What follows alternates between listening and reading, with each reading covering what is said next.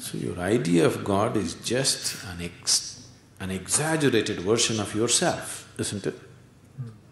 Your idea of God is just an exaggerated version of yourself.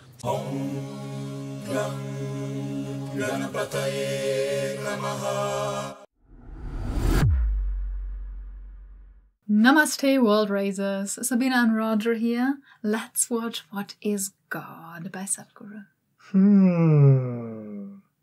I've heard him talk about Shiva, but not God. I wonder if it's going to be the same. Let's find out.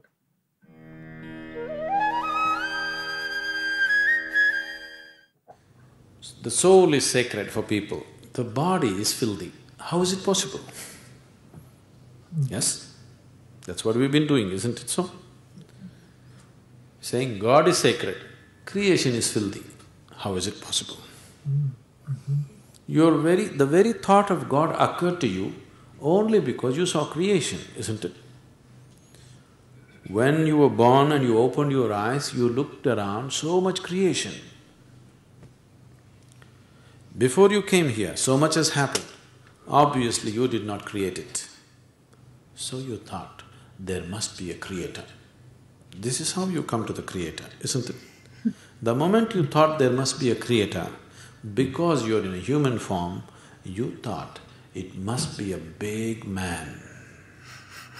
A small man like me cannot do all this. It must be a big man. Just 2 hands, how can it do so much creation? Must be 8 hands. Isn't it?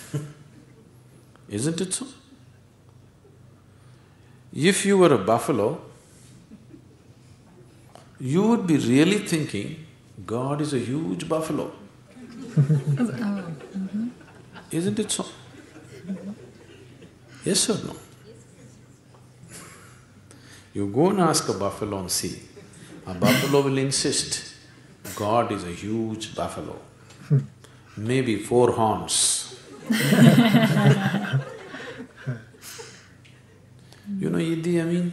You heard of Idi Amin? The Uganda man? Idi Amin declared, God is black. I agree with him. If a white man can have a white God, why can't a black man have a black God? But both those people are confused. We know God is brown.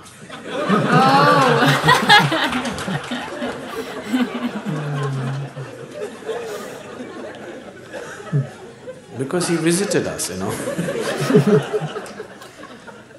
That's blue. I thought it was blue. Yeah. Some time ago, I was talking to a group of people in Nashville in Tennessee, and I was telling them a joke. In the joke, I just referred to God as Him. Immediately a few ladies stood up. Do you believe God is a man? I knew where it's going. I said, see, I'm only telling you a joke. It doesn't matter. You said Him. Do you believe God is a man? They take the jokes very seriously. Now women are arguing, God could be a woman. Such problems exist only in those cultures. In India, we have man God, we have woman God, we have cow God, we have monkey God, we have everything. Every kind, crawling one, creeping one, flying one.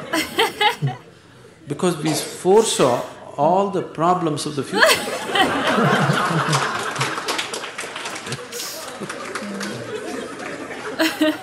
See, when man was the most powerful force on the planet, man was naturally God.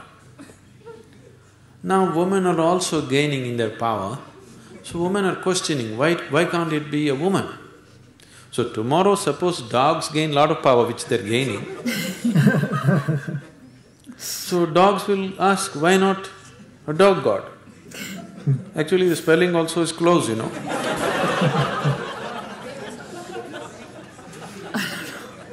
You seem to be closer than you, isn't it? So your idea of God is just an exaggerated version of yourself, isn't it?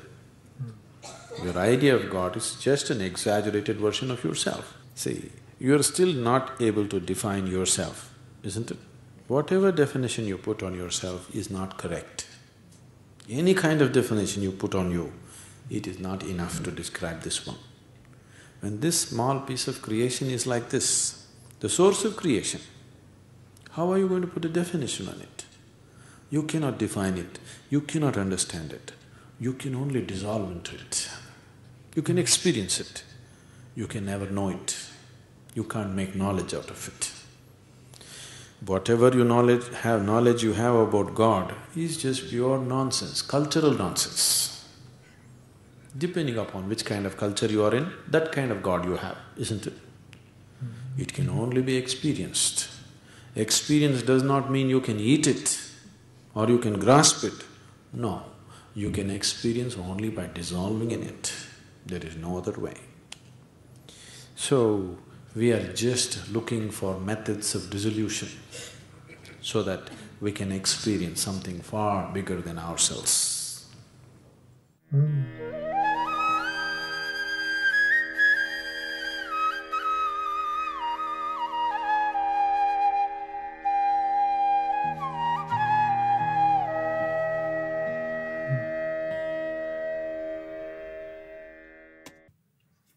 That was fun. Yeah, totally. Yeah, I love his jokes.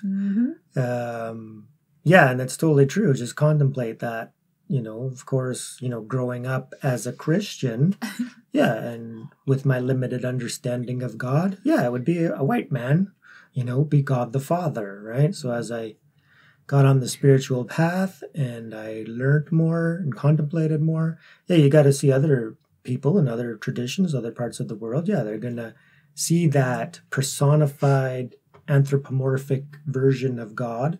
Yeah, if they do, personify God as that, like you got women, envisioning a female God and, black people seeing a black God.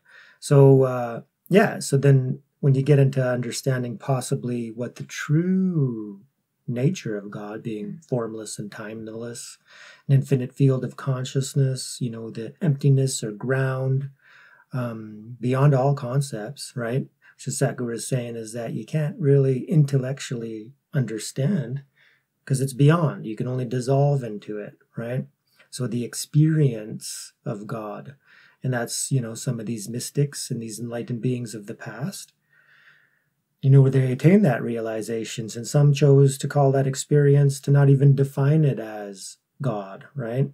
Like the Buddha, for example, just taught the path, to realize the ultimate, right? So the word God, yeah, it's very confusing because it's based on the culture and, the religion of your family and society at that time. And then it's very protected because it's, a belief system. It's like, God the Father that Jesus was talking about, could be the exact same God that, the Prophet Muhammad was talking about, as Allah. So Allah means God. It's literally the same word, but it sounds different because it's different language. So, it's got to be different. Oh, it's a different God. And then so, let's fight about it. I mean, and that's happened even, in the past in India, right? So you got the Vishnu worshippers and then the Shiva worshippers, and they were also fighting for a time. So we need to understand, yeah, okay, so it's about, realizing the truth. And it's our ego, psychological, the thinking mind that is just based on pure conceptualization, right? Intellectual information, and then it grasps onto that as prideful, belief system because, this is what I know. And if you know something that's different, or if you use different words, that I don't like, then there's conflict. So as spiritual seekers, we got to understand it's part of, undoing the intellect and then getting to the root and the experience. So and withholding all judgments of others and their beliefs and their paths. Yeah. So let's just, if we could all just allow other people to pursue their God in whatever way, who knows, maybe a different planet. I was just contemplating. I think I never personified God. I don't really come from a Christian background.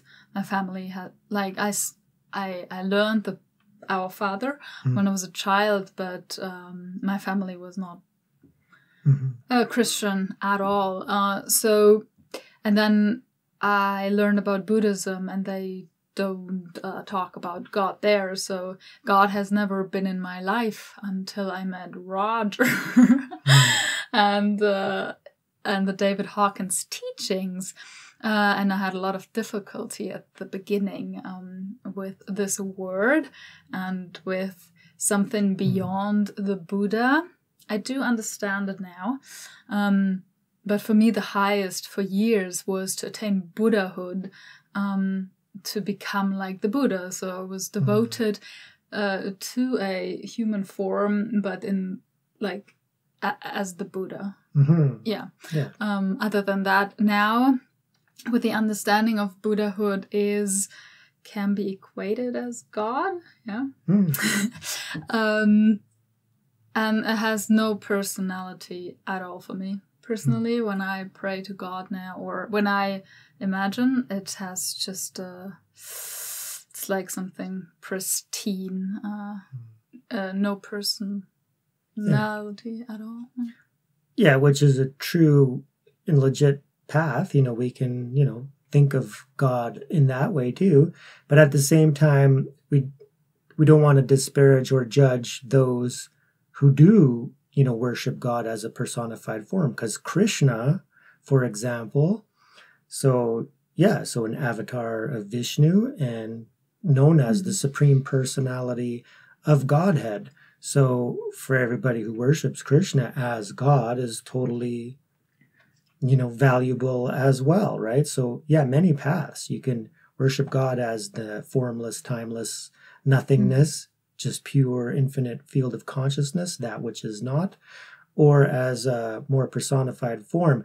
But at the same time, knowing that, okay, it's not anthropomorphized.